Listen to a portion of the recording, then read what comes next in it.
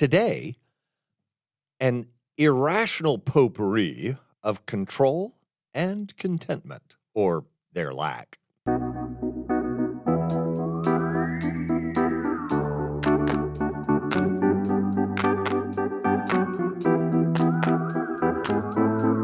Welcome to Coffee with Creamer, where you get to sit down with our host, Dr. Barry Creamer, for a conversation about faith, life, and culture.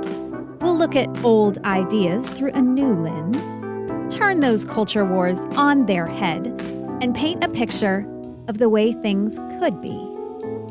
If you like your thinking deep and your coffee hot, pull up a chair. You're in the right place.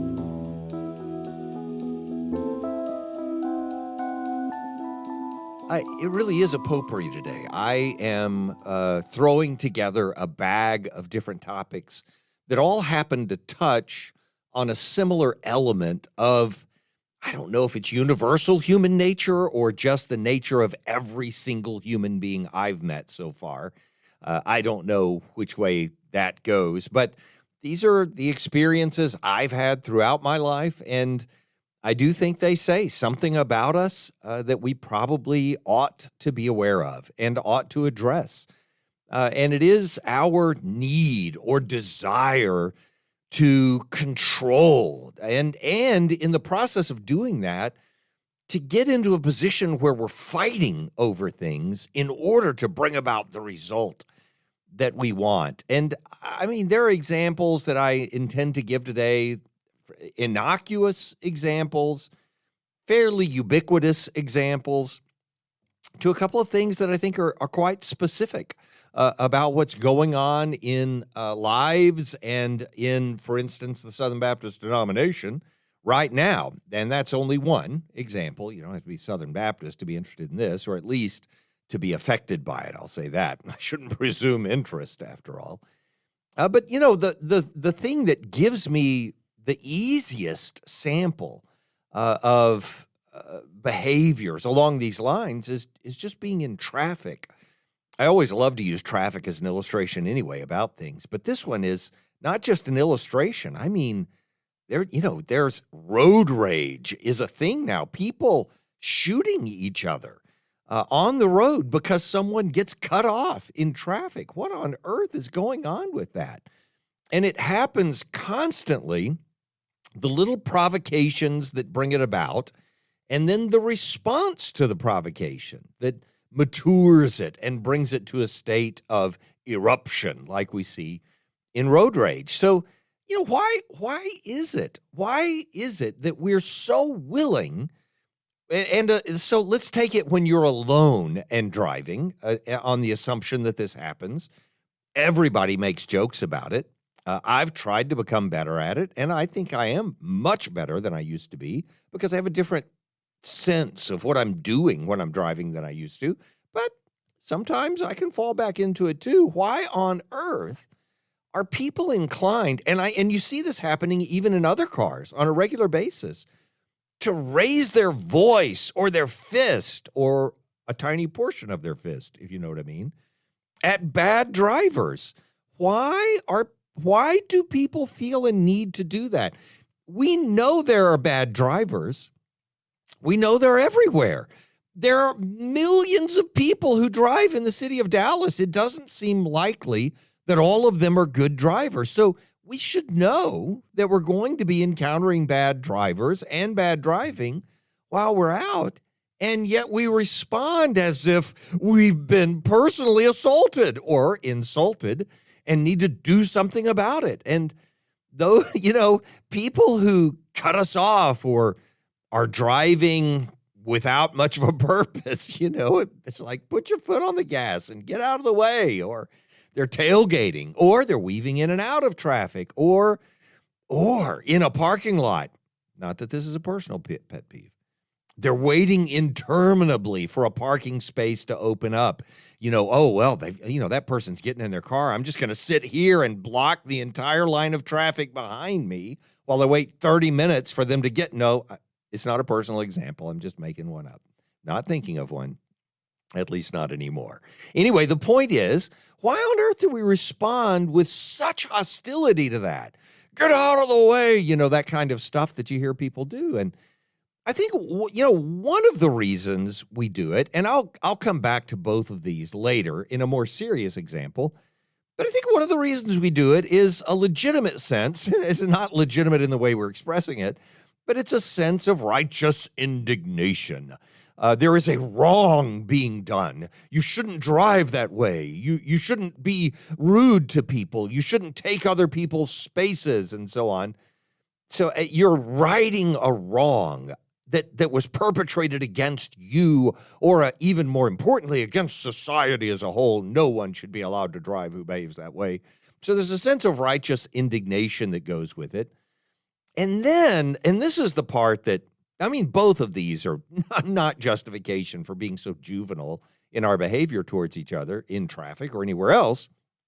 But the other one is particularly problematic, and that's trying to control other people. And more particularly, in this case, trying to control how others interact with you. And it's really, this is completely different. This is the opposite of trying to control how you interact with others. And when I say it's completely different, I mean completely. If you need to control how someone else drives, to control how you drive, then you're not a good driver. The whole point in the driving lessons I had was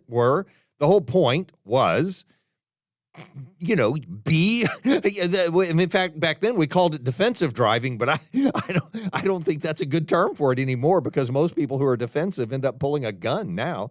But what we meant by it was you're prepared to drive so well that when someone else cuts you off, when someone else swerves into your lane, when another person does what will inevitably happen, not only because bad drivers are bad drivers, but because good drivers make mistakes too, that you would be prepared for it. Oh, I've got an extra lane to pull into. It's okay. You just sidled over into my lane without looking. I get it. I was prepared. It's okay. I'm all right. You've got control over yourself and how you interact with others that doesn't require you to control them. It's weird that we are so likely to want to control how the other person is responding to me, how they see my presence. Give me room to come in here after all. Why wouldn't you? And so on. That hostility, that practically, and it turns into this sometimes with road rage, fighting about things like this is just so out of character with most of the people who are doing it. We're talking grandmother who's, loving her grandkids and going to church and lifting up that tiny portion of her fist to her neighbor who cut her off in traffic. What? What happened that we were so angry that we were willing to do that? A different expression of it. Let me give you a different expression. I had 4 kids. They grew up and became adults, mostly. That's a joke. They are all adults. I think my youngest is now 33 years old. I think that's right. That's really close to correct. They're 32 right now. They're 33 right now. Yes, thank you. Just had a birthday, as it turns out. Okay, anyway, back to the point. So I grew up having 4 children at a time, sometimes all together, all 4. In the car at the same time. So I learned to ignore things and just act as if things weren't happening. But it was always back there. You could hear what was going on. And one of the weirdest things was learning, and I realized that I had done the same thing when I was growing up, but you would have the kids arguing about something that was clearly, factually, evidentially going to be revealed in a minute or 2 minutes or 5 minutes. No, it's not. It's green. No, it's black, or no, it's number 32. No, it's number 31. Whatever it was, it's 4 miles. No, it's 2. No, it's 3. No, it's going to take 10 minutes.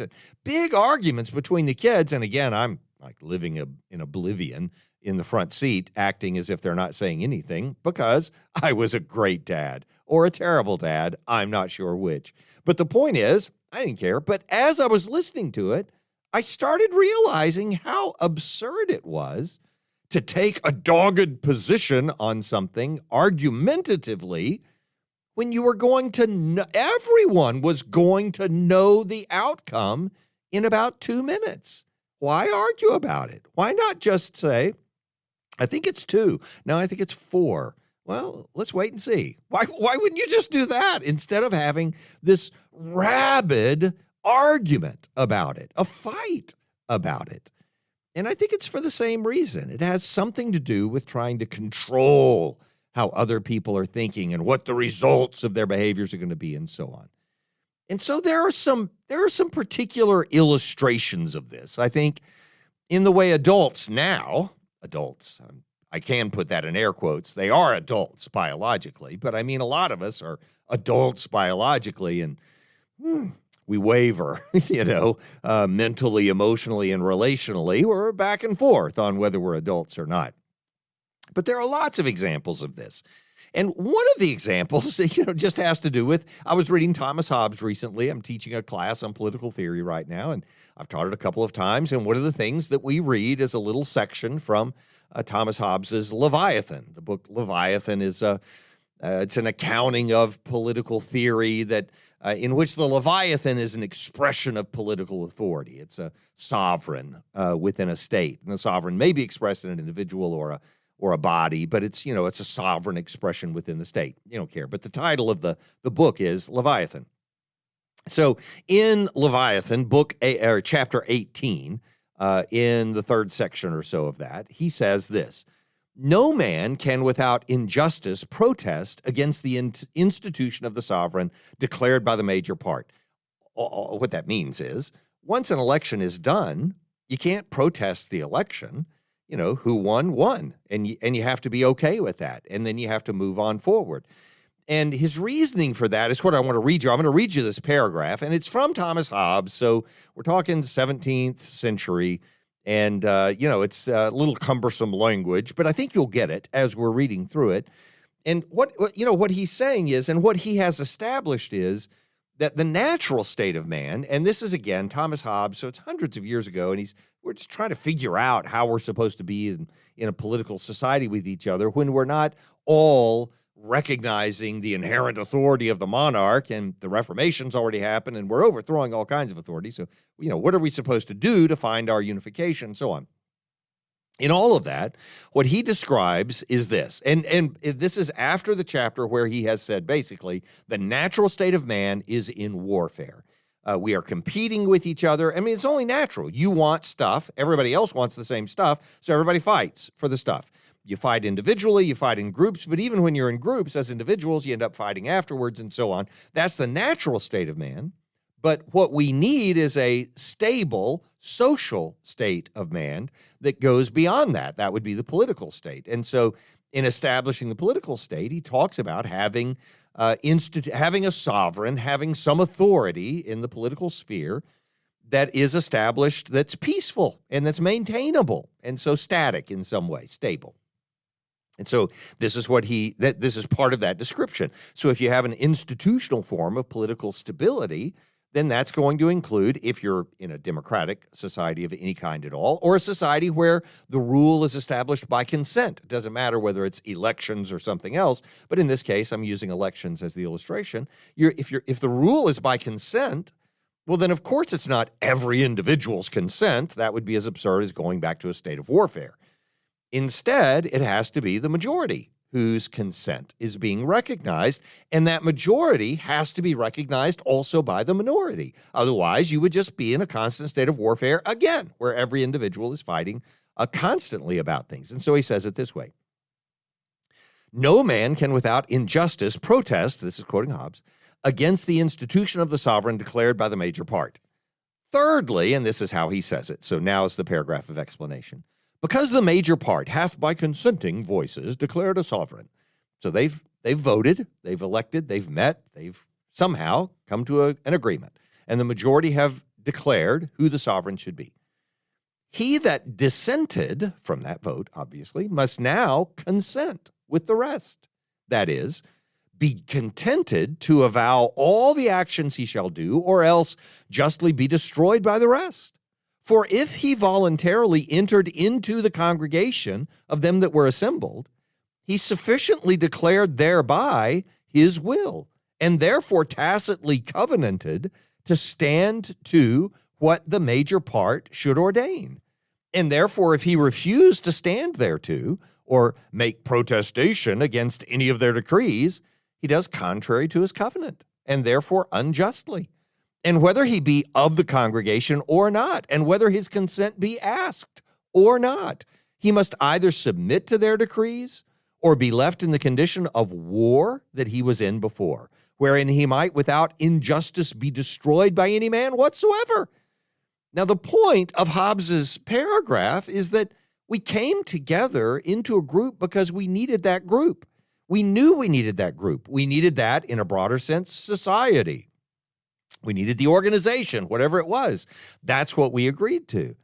And if every time you, as a group, take an action, you dissent and disagree to the extent that you, let's say, quit it or go somewhere else or fight against everyone that voted that way, well, then you might as well never have joined the group. The whole point of being a part of that society is that you value it so much that you know you need the movement of the whole society, that you have to consent to the actions of the majority. You have to consent to cooperating within the society under the rule of the majority. Obviously, there are all kinds of caveats and protections that go with that, but the basic idea is inevitable. The political implication is obvious. Just as an example, when I served on a jury, and I think I mentioned this in one previous episode ages ago, but when I served on a jury, and I've done it several times, I've gone to try to serve on a jury. Anyway, when I've done that, the judges give instructions, and they also give usually a little civics speech right at the beginning. And so there was one particular judge who gave a civics speech, and it was in the criminal trial that I actually did serve in all the way to the end, by the way. This is just coincidental. But in that courtroom, he said, I know this is a nuisance and blah, blah, all the regular hedging you would expect someone to do. But then he said, this is the cornerstone of our democracy, your willingness to do this, because instead of settling this matter out in the streets, instead of having a mob lynch someone, instead of having lawsuits settled by people fighting it out or dueling or with violence on the streets, we've moved it into a courtroom where there is formality and procedure, and decisions are made rationally, even if they're irrational decisions. It's with the tool of rationality that decisions are made in a way that's peaceable, that maintains the order of society. Now, there's some creepiness in that, okay? I'll admit. The creepiness of it is we're glad and this is, I know not all of us are, I'm saying it as a society as a whole, we're perfectly glad to put some innocent people in prison as long as we can keep the order of society right. That's the reality of our society. So I know there's plenty of creepy behind this. But there's also something really valuable to understand about the nature of human society. That by being a part of it, you have to have decided that you're willing to sacrifice some of the value of individual expression that you would have had if you were all by yourself out in the desert with no one around, that you were willing to sacrifice that for the benefit that comes from being in an organized, ordered, somewhat peaceful society. And the desire for that means you have to have agreed inherently to sacrificing sometimes being the only person who's right. And instead realizing, this is where the election went. So that's where we're going to go as a society. Elections with unfavorable outcomes, which are inherently unfavorable to the minority, elections with unfavorable outcomes are an implicit part of being a member of a society. And it's not in any way feasible or reasonable, neither. And it's certainly not moral. You can't pretend that you're acknowledging the value of the golden rule, do unto others as you have them do unto you. If what you mean is, if I win the election, it's valid. If I don't win the election, it's not valid. That's not possible. And so it creates a contradiction with the desire you have to be a part of that society and with the moral commitment that you have to be a part of that society. There's an implication for that, by the way, in church polity when you have a congregational polity, when you have a church that's organized around the congregation being able to vote about certain things. And by the way, congregations always vote. Sometimes they vote with their feet. Sometimes they vote with their pocketbooks. This is one of the things Dr. Allen Street used to say about churches when he was actively acting as a professor here at Criswell College. Fantastic author, brilliant person. But one of the things that he said that I thought was always fascinating was it doesn't matter whether your church has a congregational polity or not. The congregation still gets to vote. They just vote with their feet or they vote with their pocketbooks instead of voting with a ballot in the congregation. But if you have a church that votes, that has congregational meetings and the congregation expresses their will in a vote, and you have people who attend that meeting and their intent is, if this vote goes one way, I'll stay. If the vote goes the other way, I'm leaving. Then they should go ahead and leave. And I mean it when I'm saying that. What I mean is, in reality, they should decide that's not the right attitude to have.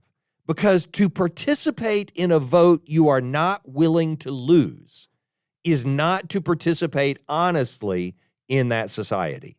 That doesn't mean that the moral significance of a given vote is not huge, enormous. I grant all of that. The issues that I vote about matter to me. But the commitment we make to being part of an election is that we value the outcome of the election, which can't be the case if we only value the outcome of the election if we win it. That's not valuing the outcome of the election. That's only valuing your own opinion about what ought to happen. And that's not what it means to be part of a whole society. That's just choosing schism over everything else. So there is a part of us that we have to deal with this, and I mean us as individuals, we have to deal with, which is the part of us that's yelling and screaming on the inside and raising our fist and saying, if you vote that way, you're destroying our whole society. And yet you value that society enough to participate in the vote.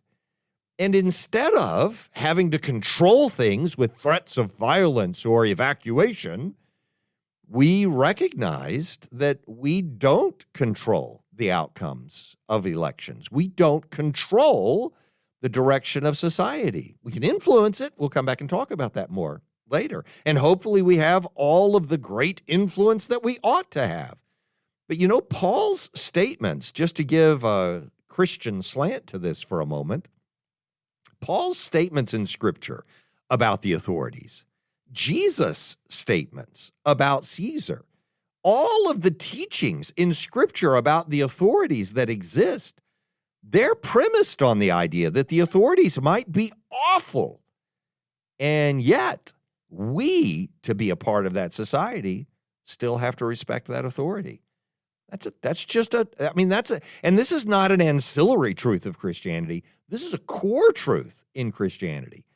To live solely for your flesh or to live solely in rebellion against authority is to live as a non-Christian. Read it anywhere in the New Testament. It's a clear contradiction with the basic values of Christianity. Why would that be? Because, in Christianity, we have faith, and the nature of faith is that we believe God, the ultimate sovereign, the one who isn't voted for or against. He just is. He is already in charge.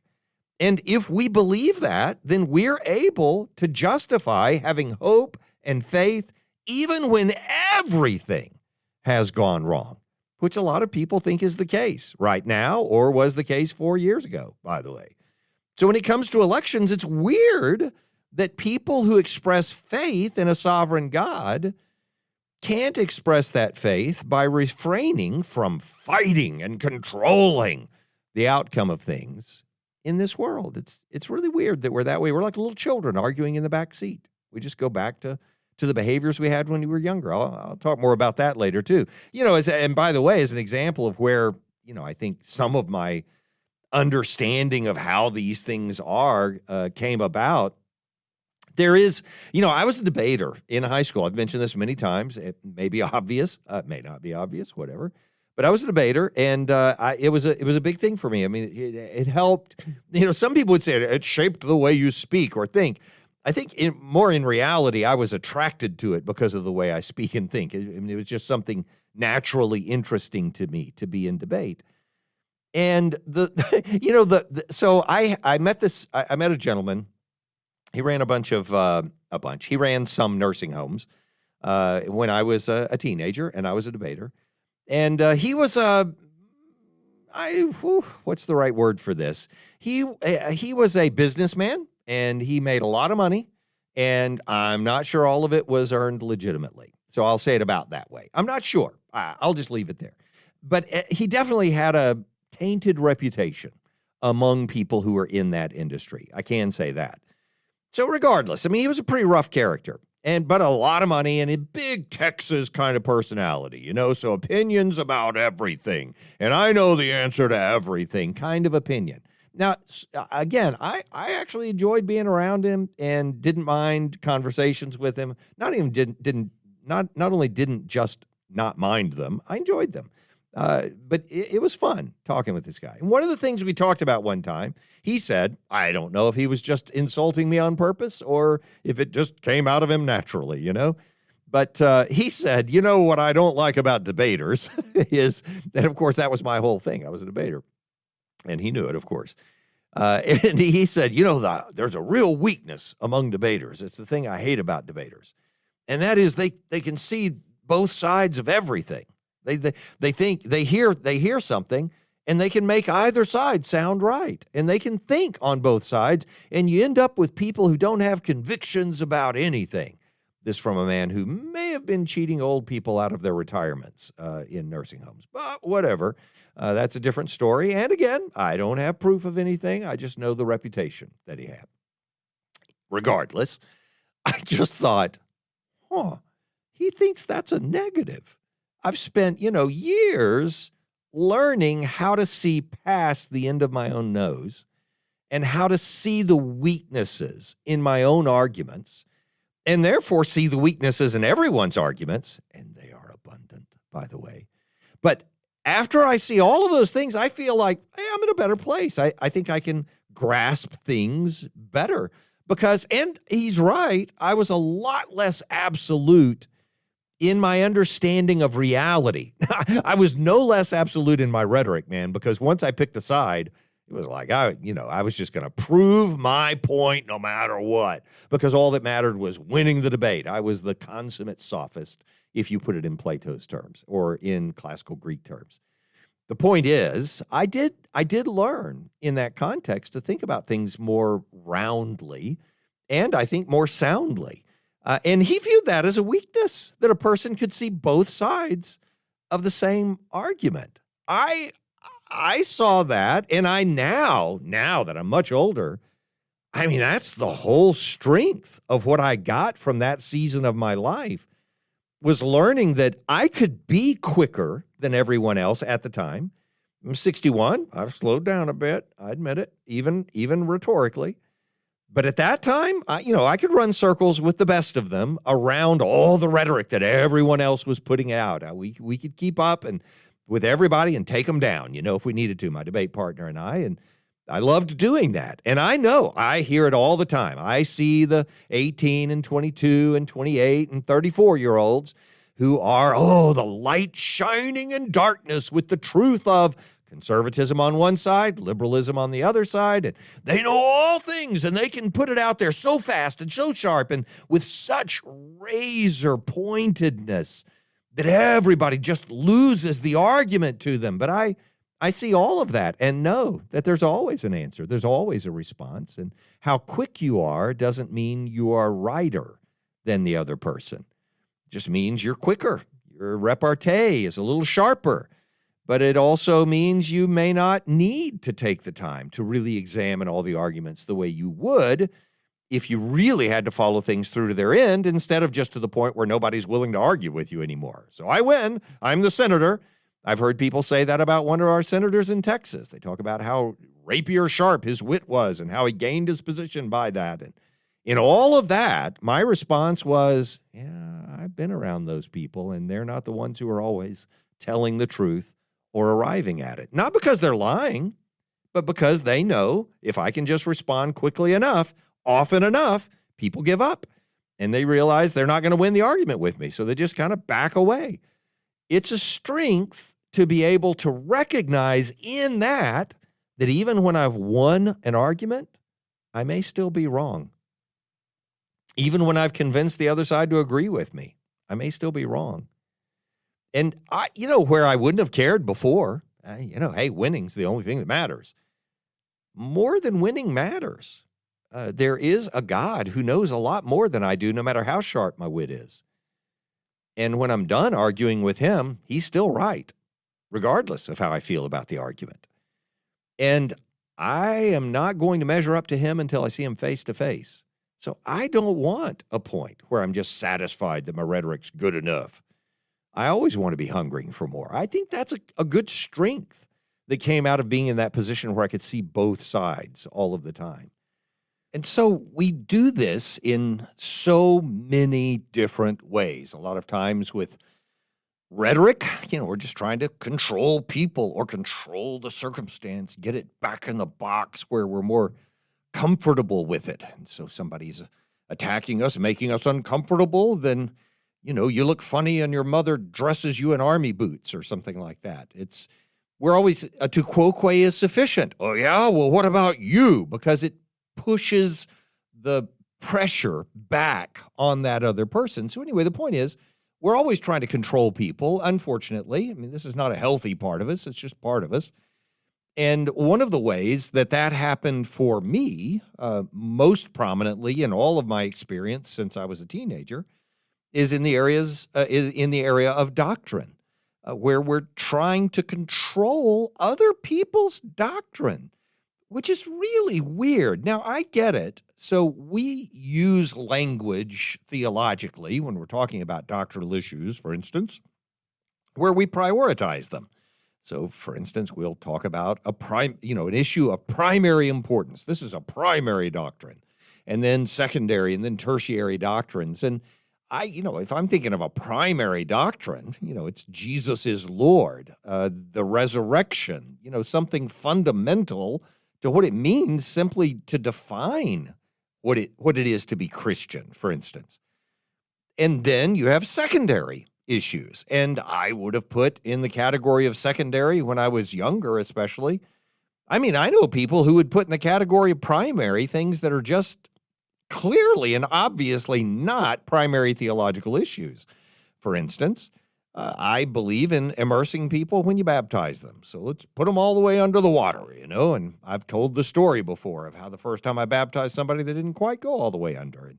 So I had to do it again because somebody in the crowd noticed, that kind of stuff when I was a kid. Young, I was a teenager. Anyway, the point is, if I disagree with somebody and they believe it's okay, we'll sprinkle people instead of immersing them. Then yeah, I disagree and I'll do it my way and you do it your way. But is that a primary theological issue? Obviously not. So those kinds of things fall into either the secondary or tertiary category. And and which ones fall in which category isn't even important for this part of the conversation, except to say that normally when we're doing that, when we're creating primary theological categories and then secondary and tertiary, we're doing it in order to decide whether we co-labor with someone. And that's pretty much it, So are we in the same denomination or not? Well, do we believe in this liturgical style or not? Do we believe in this particular approach to church polity or not? And more than anything else, it just has to do with the fact that we are comfortable doing things in one direction, or we think Scripture inclines, if not necessarily demands, in that direction.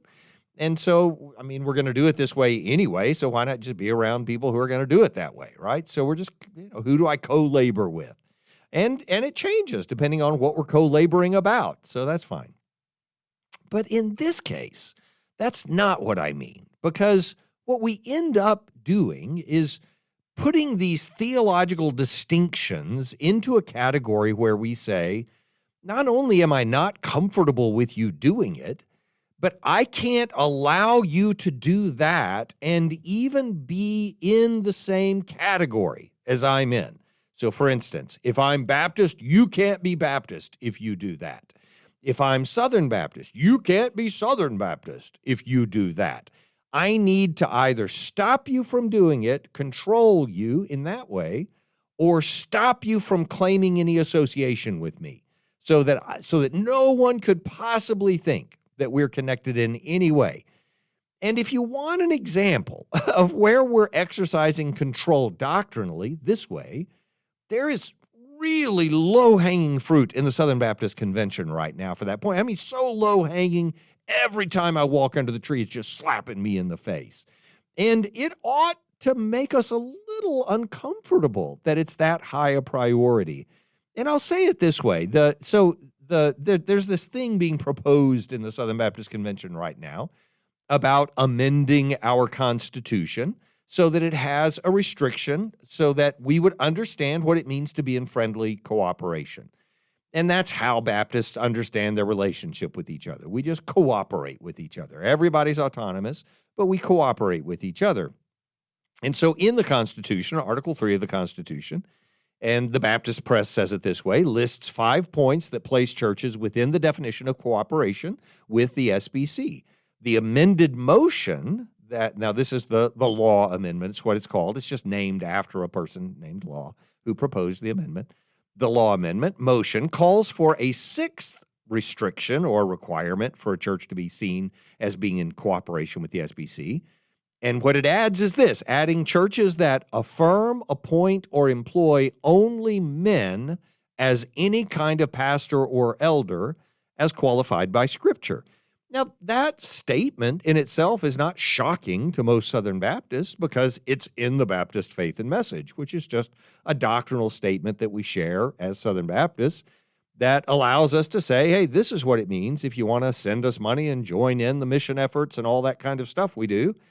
This is the kind of stuff we stand for. If you are in agreement with it, come on in. If you're not, you probably wouldn't want to be a part. That's kind of how we used it. But now it's being turned in a slightly different direction. And it's not like we haven't been doing this for a long time, turning in this direction, where we can use the doctrinal statement to exclude people, not to clarify who we are, but just to exclude people. You're not welcome if you don't agree with this particular part of the Baptist Faith and Message. And it is about particular parts because there are a bajillion things in the Baptist Faith and Message. Like, for instance, having to deal with racism, saying that we want to deal with the issue of racism, acknowledging that all the races are people of equal dignity and so on. And there are plenty of churches that don't cooperate with that, and we don't pick them out. But there are other ones also where we just don't all have to agree on everything, but we have a sense of who we are on the basis of the Baptist Faith and Message. But we pick out one or two, and we say, if you don't agree with this one, we're not even going to let you give us money if you want to. And that's what we're doing right now with the law amendment about having any women in a position that can be referred to as pastor. So it doesn't matter whether it's pastor of care to senior adults or pastor of children's ministry or whatever.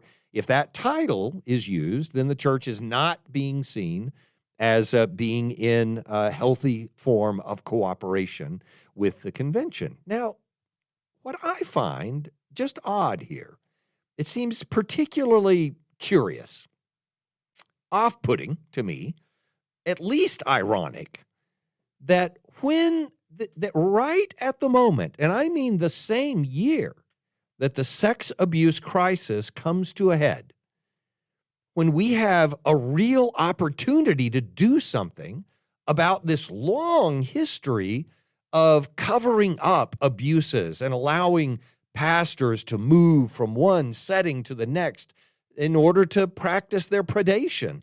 It's just weird that the same year that we have an opportunity to do something about sex abuse in Southern Baptist churches, we instead turn our attention to preventing other churches, to preventing any congregation out there from having women serve as their pastors, which for the entire history of the Southern Baptist Convention, we've had some, not many, because it's not a friendly place to have that type of setup in your church.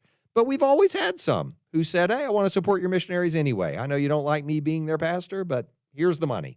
So let us support your missionaries. We've always had that. We choose the same year that the sex abuse crisis comes to a head to figure out a way to eliminate from our group, our people, anyone who would allow a woman to have a title of being the pastor in the church. And why? So why is this so ironic, or why is it so weird that it would happen at the same time? And just think about it with me. So we have a crisis. The Sex Abuse Task Force identifies it, studies it for a long time, and then finally comes up with this report that says, you guys need to do something about this, right? So we have this crisis, which is at least partially shaped. Now, I don't know how much, but it's at least partially shaped by the dearth of avenues for girls and women who've been violated in some way to be able to express their concerns or their experience, their own experience, with someone who would automatically have a couple of things. One, a sympathetic ear. Automatically, sort of inherently, have the ability to hear what's being described, and then also have the real authority to act. And you say, well, anybody can have a sympathetic ear. Yeah, saying to a woman who's been abused by a male authority figure, go speak to a male authority figure and tell them what happened to you. That's not the best setting, right? I mean, everybody kind of knows that. It's not difficult to be aware of that. So when I say an inherently sympathetic ear, I mean being able to say, hey, we have a woman who would like to hear what you have to say. But not just any woman. Here's a woman who can do something about it. She'll take up your cause. She'll be your advocate. So has real authority to act. We don't have that in Southern Baptist churches because of our doctrine, because of what we believe about women being pastors in the church. And at some point, I think, by the way, this is a side note, at some point, I think we have to divide that out and say, well, fine, we don't want women to be the pastors in our churches. But that doesn't mean a woman couldn't have any spiritual authority or couldn't have some way to have an independent sort of input or authority into the congregation that would give this outlet for the expression of abuses that needs to be had in many contexts. That as a side note. So why do I think this is so ironic? Think about it. In the moment when our convention is confronted, and I say our because I'm Southern Baptist, not because everybody listening is, in the moment when my convention is confronted with that whole milieu, with that crisis, the response is not simply to reaffirm the doctrinal statement we've held for 25 years. That would be one thing. Hey, we want to reaffirm that this is what we believe as a group of churches. Not that. It's more. It's to enforce the one part of it that can keep a woman from having real authority in the church. And we keep it so strictly. We enforce that one part now. We want to so strictly that we start kicking those churches out. Not the ones with abuse, but the ones where there might be a built-in avenue for dealing with that abuse. That's a little weird that would happen right now. And how does that pertain to what I've been talking about through this whole episode? Because it just comes down to control. Well, we're going to lose control. We're going to lose control of what we have right now. And we need to maintain that control, so we need to assert it with more authority, and we need to enforce it against those people who disagree with us. And obviously, I think that's problematic. And I don't think it's rooted in our spirituality or the depth of our commitment to Scripture. I think it's rooted in our humanity, just who we are as people. We want to control things. When they seem to be getting out of hand, exert more control, speak more loudly, be more invigorated in the fight. I'll give you a completely different example, a completely different direction, the example of immigration. There are lots of, there are people, so just to be clear, on the issue of immigration itself, on the conservative side and on the liberal side, people just use it as a football. They just use it as a way to get political support. I know that. You know that. We've all encountered it. It's frustrating because nobody wants progress on it because it makes such good rhetoric for political ads on both sides. Very sadly, that's the case. But I do find it challenging to understand why we become, and this is about when we become so belligerent, when our rhetoric becomes so bombastic, so deep-seated and filled with hate and things like that.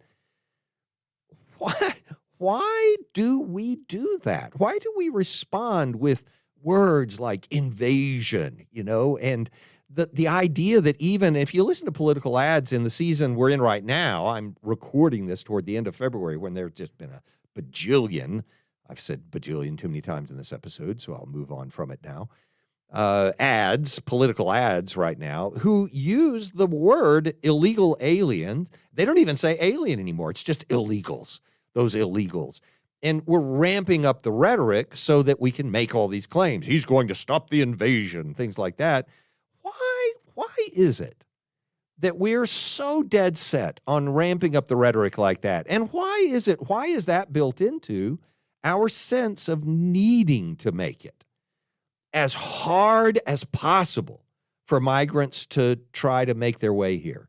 Now, I know the answers right now because we've already built up all the rhetoric, but we are a nation of immigrants. Everybody knows that. People on both sides of the issue know that. We are immigrants, and we know that we're built on immigration, and we know that there's room for immigrants, people to come in, get a job, earn their living, and so on. We make room for that every year, all the time. Yeah, but these numbers are so great. Yeah and no, there's room. If there's not, then the economy will slow them down and they'll stop coming in. But right now there's room, and people make for economic success. So why do we make it so hard for some migrants to try to make their way here? And I think there are two things in our nature that would precipitate us doing that. Again, it's not to say there aren't any bad things going on that ought to be fixed. There are. I acknowledge all of that. I'm just talking about the attitude side of it. And I think what's coming out in our attitude is a couple of different things. Number one, sometimes we do revert to our sort of juvenile state of territorial protection. When we're younger, we're that way. As we get older, we learn, for instance, that economies can grow and it's not a zero-sum game. And because the guy down the street has a successful store, it doesn't mean mine will be unsuccessful. In fact, everybody's looking to have a successful anchor store in their strip, right? Everybody wants that because it makes everybody more prosperous. So you start to learn those things as you get older, but when you're younger, you think everything is a zero-sum game. Oh, if people like him, they must not like me, so I'm feeling unliked, so I'm going to attack him. I'm going to find a way to belittle him. Lowering someone else was the only way to lift ourselves up. That's when we were young, when we were kids. But our general tendency is to revert to the emotional comforts we found in youth. Just think of, your favorite music. It's the music you gained when you were young, that you learned when you were young, that you were attracted to when you were young. Those are comfortable things. Comfort foods are things that remind you of when you were young. And it's the same thing with these emotions. I think territoriality and shade toward the outsiders, is a part of that in us. And so there's a little of that. But then the second thing I think is that there is a sort of pay-it-forward vindictiveness that shows itself whenever we have struggled for something. And I'd love to talk about our corporate understanding of ourselves and our communal nature and all that kind of stuff at this point, but you'll have to go back and listen to another episode to get all of that. It would make it too much for today. But I do want you to hear this. I think we think of ourselves as having struggled for it, earned it. I've got something here, and it's taken my whole life to get it. And then if we see someone else get it more easily, well, they just show up and they're taking advantage of our jobs. They're taking our stuff. Then we don't want that. We don't want them to get it more easily. I experienced this in my doctoral program. That it was hard. I did it at UTA, and it was a hard program. It's a lot of classes. It's a lot of writing. It's a lot of humility, humiliation, I guess is the term you put on it, and the way people treat you. And sometimes it was sometimes it was direct as a professor saying, well, I'll tell you what, when I had to write my papers and they'd talk about the grueling experience they went through, and then they'd put you through the same grueling experience. It's like, was it helpful to you or just grueling? It didn't really matter. They just wanted to convey the psychological experience of it.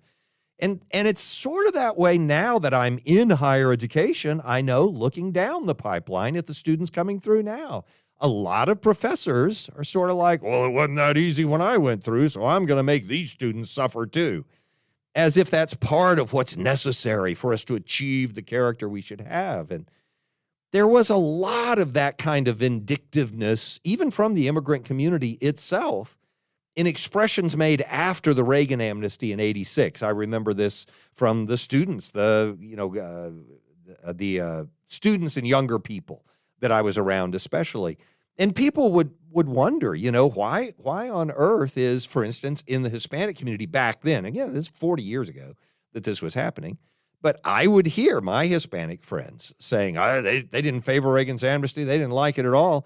And when I would inquire about why, they would describe not something going on in that amnesty, but what they went through. Well, you know what I went through? I was in the process for years. I had to pay this many dollars. I had to get this many lawyers. And now these people are just coming in and getting it for free.